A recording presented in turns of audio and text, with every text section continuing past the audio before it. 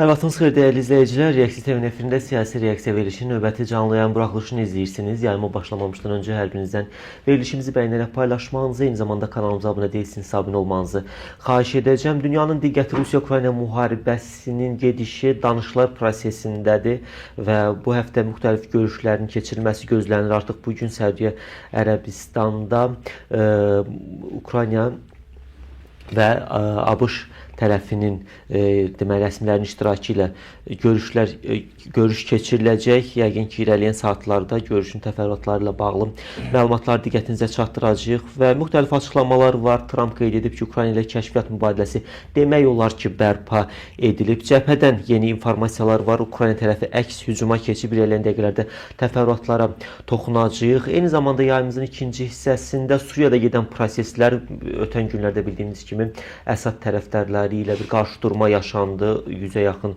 ölənin olması və Türkiyə ordusunun İdlibdən Suriya ərazisinə daxil olması ilə bağlı informasiyanı diqqətinizə çatdırmışıq. Daha təfərrüatları irəliləyən dəqiqələrdə müzakirə edəcəyik. Studiyamızın qonağı Ümid Partiyasının sədr müavini Bakir Həsənbəli ilə. Bakir bəy, xoş gördük. Xoş gördük. Təşəkkür edirəm dəvətimizi qəbul etdiyiniz üçün. Başlayaq. Rusiya-Ukrayna müharibəsi, davam edən danışıqlar və bu həftə hər hansı bir nəticə əldə edə biləcəkmi? Gözləntiləriniz nədir? Demək, əslində məsələyə biraz geniş aspektdə nəzər yetirsək, hadisələrin baş verməsi göstərir ki, baş verən bütün müharibə və münaqişələr idarə olunandır və idarə olunan münaqişələr, eyni zamanda müharibələr əslində yeni dünya düzəninin qurulması ərəfəsində ssenariləşdirildi. Bəzən Amerika Birləşmiş Ştatlarının prezidentinin və onun komandasının ayrı-ayrı üzvlərinin gün ərzində bir-birinin əksi olan, hətta 180 dərəcə fərqli bəyanatlarını, demək, aqressiv ritorikalarını, eyni zamanda demək, ayrı-ayrı dövlət rəhbərlər haqqında fikirlərini düşünülməmiş bir addım kimi, eyni zamanda diplomatiyadan uzaq bir deməli, ritorika kimi dəyərləndirirlər. Hətta bəziləri, siyasi şəxslər biraz da uzağa gedərək Donald Trump'ın Rusiya prezidentinin və yaxud keçmiş SSR təhlükəsizlik xidmətinin adamı olduğu ilə bağlı fikirlər səsləndirirlər. Normalda isə demək, Amerika Birləşmiş Ştatları digər ölkələrdən fərqli demək, bir situasiyadadır. Onun həm idarəçiliyi, həm siyasətində, eyni zamanda uzun müddətli taktika və strategiyanın müəyyənləşməsində tamamilə fərqli bir coğrafiya, fərqli bir dövlətdir. Əslində baş verən proseslər, eyni zamanda Donald Trump'ın seçilməsi, bu bir dediyim kimi ssenarinin tərkib hissəsidir. Donald Trump'ın demək, özündən əvvəlki administrasiyanı tənqid etməsi, bəzən təhqiramiz ritorikasına təhqiramiz ifadələrin əlavə olunması məsələsi, bütün bunların hər biri düşünülmüş addımlardır. Amma fikir versəniz, siyasət Biden deməli, siyasətinin davamıdır Trump siyasəti. Sual verə bilərsiniz ki, axı tamamilə fərqli bir deməli, rakursda idarə olunma formatını biz görürük. Son 50 gündə və eyni zamanda 4 illik Biden hakimiyyətində belə deyil. 2023-cü ildə Birləşmiş Millətlər Təşkilatı 2023-cü ilin yekun nəticələrindən bağlı 183 coğrafiyada müharibə və münaqişənin olması ilə bağlı demək, fikir səsləndirdi. Daha doğrusu məlumat yaydı və 2024-cü ilin birinci yarısında Birləşmiş Millətlər Təşkilatının sədri bildirdi ki, 2023-cü ilin münaqişəsinə 20% əlavə münaqişələr deməli, 20 coğrafiyada da münaqişələr daxil olub. Bu nə deməkdir? Bu o deməkdir ki, yeni dünya düzəninin formalaşması münaqişəsiz mümkün deyil. Ona görə bütün bunların hər biri baş verilən məsələyə məhz o istiqamətdən yanaşıram ki, bütün bunların hər biri düşünülmüş və idarə olunan münaqişə və müharibələrdir. Bəs Rusiya və Ukrayna məsələsi. Rusiya və Ukrayna böyük siyasətdə siyasi alətdən başqa bir şey deyirlər. Yalnız siyasi alət kimi deməli, prosesdə iştirak edirlər və sözsüz ki, yeni dünya düzənində bu siyasi alətlərin rolu yalnız münaqişə edən tərəflər formatındadır. Bəs neden ihtiyaç yarandı ki yeni dünya düzeninin yaranmasına? İkinci Dünya Müharibəsindən sonra, yəni 80 il bundan öncə bilirsiniz ki, SSRİ-də, Amerika Birləşmiş Ştatları, Böyük Britaniyada deməli qalib olaraq İkinci Dünya Müharibəsindən çıxdılar və dünyanın bölüşdürülməsi prosesi baş verdi. Bugün Avropa ailəsinə daxil olan çoxlu dövlətlər SSRİ-nin nəzarətində idi. Sosialist təmayüllü ölkələr idi və SSRİ-nin həmin ölkələrdə bazaları vardı. İkinci Dünya Müharibəsindən qısa müddət sonra artıq soyuq müharibəyə start verildi ki, bu soyuq müharibə 90-cı ilə, 91-ci ilə qədər davam etdi. O vaxtda kimi ki, SSRİ deməli o ərəfədə dağıldı və yenidən Qərb, başda Amerika Birləşmiş Ştatları olaraq həmin dövlətləri öz çətri altına topladı. Pribaltika idi, Macaristan idi, Polşa idi, Rumıniya və digər Çexoslovakiya, yəni bugün iki yerə bölünmüş Çexiya və Slovakiya məsələsində. Yəni söhbət nədən gedir? Söhbət ondan gedir ki, bu təxminən 45-46 illik bir soyuq müharibə dönəminə təsadüf etdi. Qərb, başda Amerika Birləşmiş Ştatları olaraq istər hərbi, istər iqtisadi, istər də dini təzyiq alətləri yaratdı. Nə üçün yaratdı? Çünki özünün ətrafında olan dövlətlər var ki, Amerika Birləşmiş Ştatları patronajlıq edir həmin dövlətlərə. Onların mərkəzdən qaçma deməli təhlükələri yaranmışdı. Müstəqil kömrük tariflərinin olması, müstəqil bazar siyasəti və digər nüanslar var idi və Amerika Birləşmiş Ştatlarının yaratdığı o təzyiq alətləri ki var ki, məsəl üçün dini təzyiq aləti İran idi, iqtisadi təzyiq aləti Çin idi, hərbi təzyiq aləti isə Rusiya idi. Fikir verirsinizsə, Donald Trump hakimiyyətə gəlməzdən öncə verdiyi bəyanatların əsasını təşkil edir. Bu üç dövlətə qarşı deməli mübarizənin aparılması məsələsi. Demək, yeni dünya düzənində həmin bu üç dövlətə qarşı mübarizə nədən önə çıxdı? Çünki bunlar üçün nəzərdə tutulan deməli bir xətt var idi. Bu qırmızı xətti o üç dövlətin üstə keçdi. Məsələn, İran üçün bir belə deyək rol müəyyən olunmuşdu ki, sən ətraf dövlətlərə təzyiq imkanları, özün belə deyək də təriqətçilik üzərində bir xarici siyasət müəyyən edəcəksən. Amma İran nə etdi?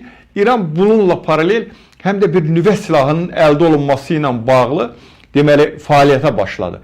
Və dərhal nə baş verdi? İrana qarşı deməli mübarizə start götürüldü. Çin belə deyək bir Qərbin başda Amerika Birləşmiş Ştatları olmaqla bir istehsal bağçası idi, istehsal sahəsi idi, bir fabrik obrazını deyildi. Bilirsiniz ki, Donald Trump'ın ən yaxın adamı Elon Musk'a daxil olmaq şərti ilə böyük deməli holdinglərin, şirkətlərin kifayət qədər belə deyək də ciddi şəkildə fəaliyyət göstərən filialları hardadır? Çindədir. Çinin bir iqtisadi deməli təzyiq obrazı yaradıldı. Çin nə baş verdi? Çin Amerika Birləşmiş Ştatları üçün, Qərbin özü üçün deməli təzyiq alətinə çevrildi. ABŞ Dövlət Departamenti hər il yalnız Çindən gələn məhsulların ki, o məhsullar əldə yayımlarda bilirsiniz ki, bir zamanlar Bakıda da populyar idi o əldə yayım məsələləri. Amerika Birləşmiş Ştatlarının Dövlət Departamenti onun qarşısını almaq üçün hər il 18-20 milyard arası vəsait ayırır. Amma bu məsələlər də həll edə bilmir və daha böyük demək əzəli nümayişi göstərilir. Hərbi məsələlərdə isə artıq belə deyək də Rusiya onun üçün müəyyən olunmuş xəttdən kənara çıxmağa başladı.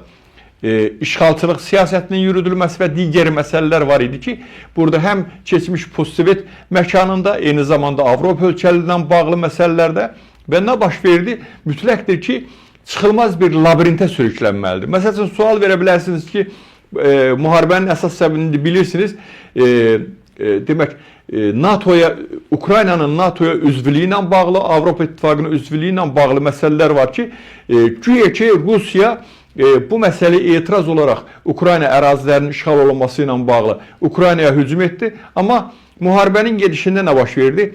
200 illik belə deyək də tərəfsizlik mövqeyi olan Norveç deməli NATO-ya qəbul olundu. Finlandiya NATO-ya qəbul olundu. Bu gün Norveçdə çox ciddi şəkildə demək olar ki, hər gün hərbi təlimlər keçirilir. Yəni söhbət ondan gedir ki, burada Ukraynanın NATO-ya üzvlük istəyi məsələsi müharibə üçün səbəb ola bilməzdi. Çünki Rusiya bilirdi ki, bu məsələlərdə kifayət qədər ciddi şəkildə problemlər ortaya çıxacaqdır. Rusiya hər gün müharibəyə artıq 3 ilin üstündə bir rəqəmdir ki, 330 milyon dollar vəsait xərcləyir. Kifayət qədər ciddi bir Rusiyaya qarşı yönəlmiş sanksiyalar var ki, bu sanksiyalar 16 sanksiyalar paketi ki, 17-ci sanksiya paketi ilə bağlı müzakirələr gedir ki, təxminən 20 min adda sanksiyalardan söhbət gedir. Rusiyanın belə deyək də ən böyük qazanc mənbəyi olan enerji satışından bilirsiniz ki, neftin, qazın deməli satışının kifayət qədər ciddi vəsait əldə edir ki, məsələn, artıq elə bir forma yaranıb ki, Rusiya limanlarında yüklənən tankerlər Hindistan limanlarında boşalana qədər nəzərdə tutulmuş hər barel üçün nəzərdə tutulmuş rəqəm 13 dollar artıqdır. Bu kifayət qədər böyük bir rəqəmdir. İqtisadiyyat üçün ciddi bir deməli nonsensdir. Eyni zamanda Rusiyanın bilirsiniz ki 350 milyard dollarına deməli stop qoyulub Qərbdə və Avropanın ayrı-ayrı dövlətlərində Rusiya demək olar ki çöküş ərəfəsinə gətirilib çıxarıldı. Və məsələnin əsas xətti nədən bugün deməli bu və pərdə arxasında dayanan məqamlarla bağlı öz şərhini bildirirdi. Buyurun Bakir bəy. Və daha ciddi sanksiyalarla demək üzləşəcəyi ilə bağlı demək Rusiya xəbərdarlıq olundu və eyni zamanda Ukrayna ilə bağlı məsələlərdə bilirsiniz ki, kəşfiyyat məlumatlarının verilməməsi ilə bağlı, eyni zamanda hərbi maliyyə yardımının olmaması ilə əlaqədar Rusiya prezidentinə də bu məsələdə xəbərdarlıq edildi və nəticə etibarilə bu məcbur etmə siyasəti bugün Ciddədə artıq növbəti deməli bir görüşə start verildi və burada əvvəlki görüşdən fərqli olaraq burada öncə Ukrayna ilə görüşülür. Çünki Ukraynanın da bu məsələdə mövqeyinin öyrənilməsi həm də Ukraynaya dəstək verən Avropa dövlətlərinin tövsiyəsindən biridir. Bu Amerika Birləşmiş Ştatlarının Avropa Birliyi dövlətlərinin və yaxud Avropa dövlətlərinin tövsiyəsini dinləməsi və yaxud ona əməl etməsi anlamına gəlməməlidir. Bu sadəcə bir zərurətdir, prosedur qaydasıdır. Yəni həftə ərzində eyni zamanda Rusiya demək diplomatları ilə də Rusiya rəhbərliyi ilə də görüş nəzərdə tutulub. Birinci Ukrayna ilə, daha sonra isə deməli Rusiya məsələsində. Bilirsiniz ki, bu görüşdən bir neçə gün əvvəl ehtimal olunan təkliflərdən biri 6 aylıq demək atəşkəsin elan olunması məsələsi idi.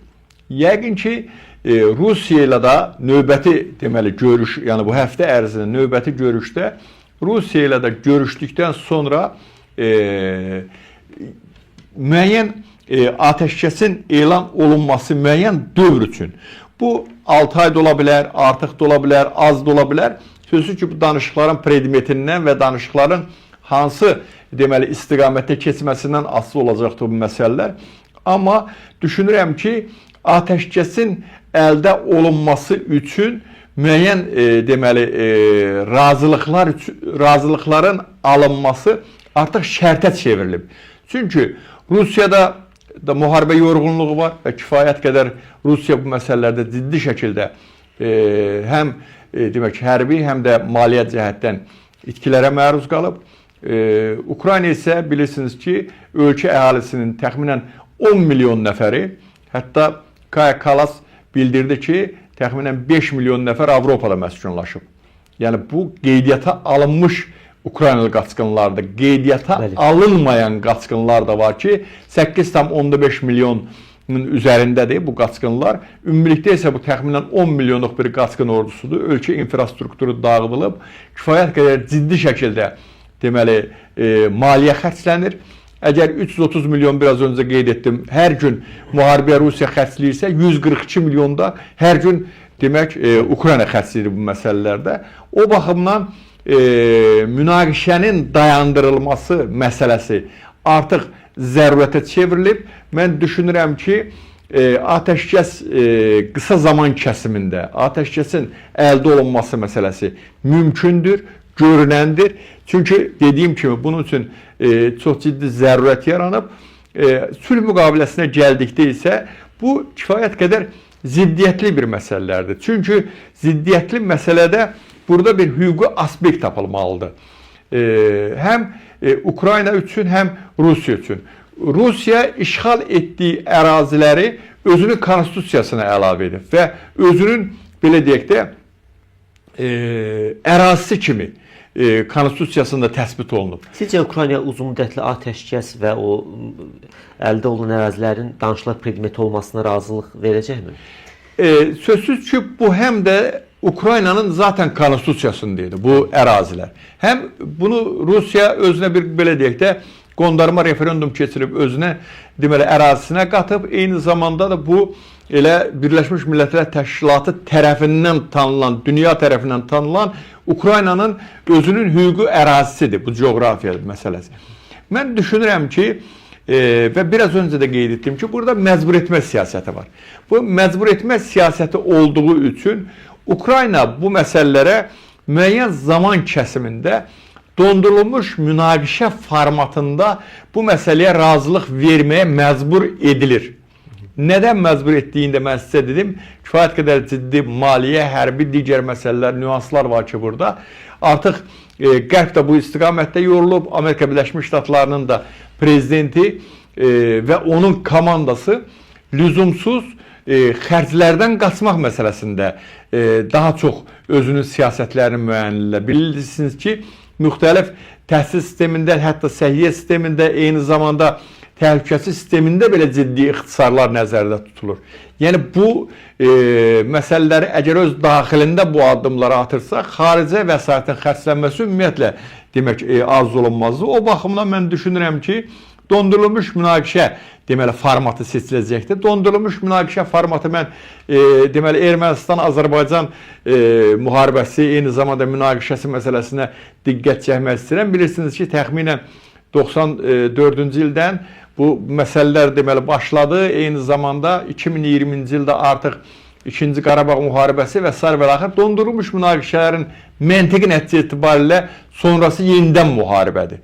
Bu müharibə artıq növbəti müharibənin nə vaxt olması, bu yəqin ki, bugündən ehtimal bəli olunması biraz mümkün deyil. O mənada mümkün deyil ki, bilirsiniz ki, dünya üçün biraz öncə də qeyd etdim ki, bu ölkələr siyasi alət predmetləridir və bu siyasi alət predmetlərinin dondurulmuş münaqişələrinin demək növbəti dünya düzənində hansı mərhələdə və yaxud hansı tarixdə olması ehtimalları bugündən demək çox çətindir. Amma mən düşünürəm ki, hər iki tərəf bu məsələlərdə hətta hüquqi aspekt tapılmasa belə atəşkəsə məcbur ediləcəkdir. Bəli, yeni qoşulan izləyicilərimiz verilişi bəyənərək paylaşmağı unutmayaq. Hazırda qızğın döyüşlər davam edir. Yeni informasiyalar var, diqqətinizə çatdıracağım. Ukrayna qüvvələri Rusiya ordusunun Donetsk vilayətində hücumunu dayandıra bilib və tədricən əraziləri geri almağa başlayıblar. The New York Times qəzetində informasiya gedib. Eyni zamanda Ukrayna komandanlığı Aydar silahlı birləşmələrini Kursk vilayətindəki Krylovka istiqamətində yerləşdirib. Bu barədə TASS Rusiya güc strukturlarındakı mənbələrə istinadən məlumatı paylaşıb. Qeyd olunub ki, düşmən Aydar silahlarının yerləşdirildiyi Krylovka ərazisindəki meşə sahəsindən Sucadakı qarnizonu üçün təchizat qurmağı planlaşdırır. Döyüşlərimiz daha bir neçə kilometr irəliləyərək bu bölmənin bir neçə qrupunu artıq məhv ediblər deyə mənbə bildirib. Qeyd olunub ki, Rusiya ordusu bir neçə gündür Kurskda geniş miqyaslı hücum əməliyyatları aparır. Ukrayna Kursk məsələsində danışıqlar masasında əsas vasitə kimi, yəni o necə deyirlər, qarşı tərəfdəki torpaqla dəyişdirilmə predmeti kimi əlində saxlayır. Ətraflı bu istiqamətdə məlumatı verdiniz. Mən istəyirəm Suriyadakı məsələlərə keçək. Orada da gündəm qaynardı artıq. Bildiyiniz kimi ötən həftə sonlarına doğru daxildə də bir növbəti bir qarşıdurma yaşandı. Əsad tərəfdarları ilə Şara deməli keçid hökuməti arasında. Türkiyə faktoru, Türkiyənin oradakı proseslərdə rolu və yenidən qarşı durmanın alovlanması Suriyadakı yaxın aylarda, illərdə sabitlik bərqərar olacaqmı sizcə, yoxsa çətin məsələdir? Suriyanın müvəqqəti prezidenti Əhməd Əşşara da demək ötən günkü müsahibəsində bildirdi ki, bu baş verməsi ehtimal olunan hadisə idi. Yəni Suriyanın qərbində baş verən hadisə. Suriya bilirsiniz ki 13 il vətəndaş müharibəsi deməli davam etdi və kifayət qədər ziddiyyətli, bir-birinə ziddiyyətli olan qüvvələrin, eyni zamanda ölkələrin, dövlətlərin, orduların bir poligonuna çevrilmişdi. Burada demək İranın rolu böyük olub, müəyyən bir 10 illiklər boyu kifayət qədər ciddi orada deməli İranın rol olub. Rusiyanın bilirsiniz ki 2 hərbi bazası deməli olub. O vətəndaş müharibəsi dönəmində məhz Rusiya tərəfindən Bəşər Əsəd və onun ailəsi kifayət qədər ciddi şəkildə deməli qorunub, onun hakimiyyətdə qalması məsələsi üçün ciddi şəkildə addımlar atılıb və bu da demək səbəbsiz deyil. Çünki Rusiyanın özünün xarici siyasətində, daha doğrusu münaqişələrlə bağlı siyasətində əsas önəm təşkil edən amillərdən biri Rusiyanın silah satması məsələsidir. Rusiya kimə silah sata bilirsə, onu silah satdığı sürəcdə qorumaq missiyasında, belə deyək də, qeyri-rəsmi şəkildə öz üzərinə götürür. Və bu Suriyada da bu məsələ baş vermişdir. Suriyada hal-hazırda demək IŞİD bilirsiniz ki ciddi şəkildə IŞİD demək orada ayaqlanmağa başlayıb. Hətta İraqın Xarici İşlər naziri ötən gün bildirdi ki deməli IŞİD əvvəlki qüvvəsini bərpa edib artıq. Yəni kifayət qədər ətrafına qoşulmalar və s. və axır məsələlər. PKK, YPG orada kifayət qədər ciddi qüvvədir. Hətta məsələn YPG-nin Suriyada 130 minlik bir ordusunun olması ilə bağlı informasiyalar var və 9 milyard dollarlıq Amerika Birləşmiş Ştatlarının verdiyi silah bir cəbbəxanalar var əlində. Bu kifayət qədər böyük və ciddi bir deməli rəqəmlərdir bu məsələlərdə. Və 200 min nəfər ordunun silahlanması üçün bu cəbbəxana deməli bəs edir. Bilirsiniz ki, hətta Avropanın böyük super dövlətləri var ki, onların üçünün bir yerdə 130 min ordusu yoxdur. Yəni bu məsələ kifayət qədər ciddi və belə deyək də növbəti xaosun yaranması üçün bu coğrafiyada arqumentlərdən bir neçəsidir bu məsələlərdə. Eyni zamanda o YPG-nin nəzarət etdiyi ərazidə 5 milyon Suriyeli yaşayır. Bu kifayət qədər dediyim ki, bu nəzərə alın ki, 2 Ermənistan boyda bir deməli əhalisi qədər bir əhalidir. O baxımdan məsələyə sıradan bir hadisə kimi baxılması doğru olmazdı. Və həmin o deməli qüvvələr ora deməli münaqişə baş verən əraziyə və yaxud orada olan dövlətlərə fikir versəniz, görərsiniz ki 10 illərdir nəinki bir-birini əslində bir-birilə düşmən olan dövlətlər var ki, o dövlətlər pərdə arxasında burada vahid mövqedən çıxış edirlər. Məsəl üçün İsrail və İran məsələləri. Bilirsiniz ki, İsrail Druz deyilən orada deməli etnik qruplar var. O qrupların güya müdafiəsi məqsədi ilə deməli Suriya ərazisində hərbi hökmranlığını saxlamaqda davam edir. İran demək Əhməd Əşşaranın rəhbərlik etdiyi HTŞ silahlı qrupu var idi ki, qruplaşması var idi ki, onun demək o prosesi başlayıb, o prosesin nəticəsi olaraq İran Suriyadan çıxarıldı. İranın deməli Livanla xətti bağlandı əslində. İran oradan Suriyadan çıxarılmaqla. Rusiya ilə bağlı ciddi problemlər yarandı. Yəni bir-birinə əks, bunu deməkdə məqsədim odur ki, bir-birinə əks qüvvələr, məsələn, İsrailin Suriyada olması İrana sərf etmir, heç Rusiyada sərf etmir. Eyni zamanda bu iki dövlətin olması İsrail ilə bağlı məsələlərdə ciddi problemlərdir. Amma nədir bu məsələlərdə? Türkiyə yeni, suveren, müasir bir Suriyanın yaradılması ilə bağlı bilirsiniz ki, planlar işləyib. Çox əmək sərf edir. Kifayət qədər ciddi şəkildə. Hətta Əhməd Əşşara o Colani ləqəbi ilə dünya onu tanıyanda, bir terrorist kimi tanıyanda, sonradan məlum oldu ki, artıq 10 ildir ki, belə deyək, bir şura yaradılıb, Türkiyənin tövsiyəsi ilə həmin Əhməd Əşşara Suriyanın, deməli, Türkiyədə olan Suriya qaçqınlarına demək ki, yardımla bağlı məsələlərdə, onların hər hansı bir problemlərində, yəni əslində altyapını Türkiyə bu məsələlərdə 10 ilin üstündə bir rəqəmdir ki, hazırlayıb. Və burada Türkiyənin regional oyuncudan qlobal oyuncuya keçmə deməli, mərhələsi, o keçmə prosesi qlobal oyunculara sərf etmir. Fikir verirsinizsə, respublikaçılar yeni bir qanun layihəsi hazırlayıblar. Bu kifayət qədər gülünc deməli bir siyasi gedişdir. Türkiyənin Avropa ölkəsi deyil, Şərq ölkəsinin olması ilə bağlı məsələ. Məqsəd nədir? Türkiyənin çapının aşağı salınması, Türkiyənin qlobal oyunçuluqdan yenə regional oyunçuluq, belə deyək də, meydanına itələnməsi, sürüklənməsi məsələsidir.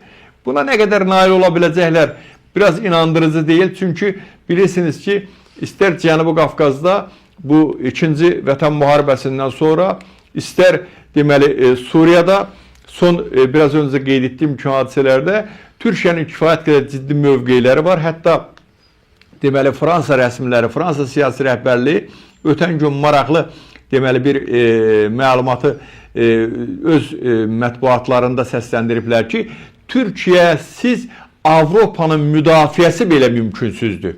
Yəni bu məsələlərdə Türkiyənin rolunun aşağı salınması, Türkiyənin bacarıqsızlıq obrazını, bacarmadı obrazının yaradılması üçün atılmış bir addımdır. Amerika təhlükəsizlik çətirini Avropanın üzərinə götürəndən sonra Avropa Türkiyənin nə qədər önəmli sözsüz bu məsələlərdə. Amma ötən gün demək terrorizmdən və eyni zamanda zaman-zaman 10 illərlə İranın proksi qüvvələrinin fəaliyyətindən əziyyət çəkmiş dövlətlər var ki, İraqdır, deməli Livandır. Bu ölkələr eyni zamanda deməli İordaniyada qoşulub bu məsələlərə.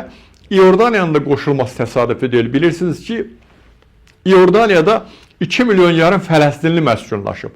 Həmin Fələstinlilərin içərisində İrana, eyni zamanda digər deməli Fələstini belə deyək də o yaxın şərqdə bir alovlanma, bir tonqal qalamaq istəyən, yandırmaq istəyən dövlətlər və xüsusi xidmət orqanları var ki, onlara işləyən qüvvələr var. Bu 2 milyon yarımın içərisində o İordaniyada o məsələlərdən əziyyət çəkir. Çünki zaman-zaman İordaniyanın da siyasi mövqeyi ilə bağlı ortaya deməli iradə qoyulur. Həmin o 2 milyon yarımın içərisindən. O baxımdan ötən gün bu dövlətlər bir birlik formalaşdırdılar Türkiyənin sözsüz ki təşəbbüsü ilə və mən inanıram ki həmin o hal-hazırda ki Suriyada baş verən proses kifayət qədər ciddi və qanlı prosesdir. Ötən gün artıq deməli mülki əhalinin eyni zamanda hər iki tərəfdən hərbiçilər olmaqla 1000 nəfərin üzərində həlak olmuş insanlar oldu. Bu kifayət qədər ciddi bir məsələdir və eyni zamanda Türkiyənin bu məsələlərdə demək belə deyək də oyundan çıxarılması prosesinə start verilib. Amma ən qısa zamanda bilirsiniz ki, Türkiyənin deməli prezidenti Cənab Rəcəb Tayyib Ərdoğanı həmişə uzun müddətli strategiya müəyyən olunması və onun icra olunmasından bağlı kifayət qədər peşəkar və qlobal oyuncudur. Düşünürəm ki, bu çox uzun çəkəcək bir proses olmayacaq bu məsələlərdə. Yəqin ki, Türkiyə həmin dövlətlərlə demək danışıqlara başlayacaq. Onlara siyasi mesajlarını verməkdə də davam edir. Hakan Fidanın bilirsiniz ki, bir neçə gün öncə Türkiyə Xarici İşlər Nazirinin İranla bağlı əgər bir şəxsin, daha doğrusu bir dövlətin pəncərəsinə daş atarsınızsa, bilin ki, sizin də pəncərəniz var və daş atılacaq məsələlərində. Yəqin ki, kəşfiyyat məlumatları vardı. Hakan Fidan bilirsiniz ki, uzun müddət MİT-in rəhbəri olub. Onda da kəşfiyyat məlumatı olub. Bu hadisədən cəmi 24 saat qabaq baş vermiş deməli bu məsələ müsahibə idi və mən düşünürəm ki, Türkiyə bu prosesdən də uzaq çıxacaq inşallah. Teşekkür ederim Bakir Bey. Siz Çok sağ olun. sağ olun. Değerli izleyiciler, bize ayrılan efir vaxtı sona çatır. Sonda bir daha yayın benimle paylaşmayı unutmayaq və saat 15'te yenidən bu stüdyoda görüşünüzə gələcəyik. Hələlik salamat qalın.